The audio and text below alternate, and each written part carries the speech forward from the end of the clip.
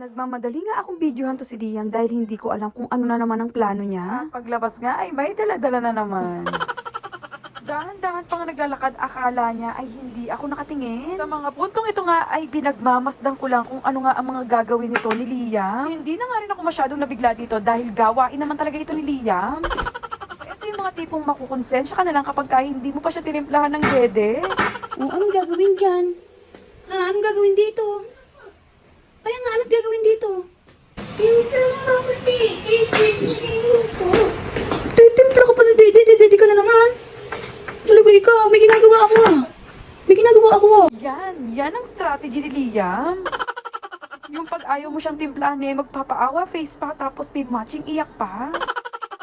O edi, ano pa? Sino bang papahindi dito sa batang cute na ito? Hindi ko nga alam kung paano nalaman ni Liam itong strategy ito. Edi, ang lagay pa nga eh, nagmamakaawa pa ako sa kanyang kuhanin niya tong daddy niya. Mission accomplished.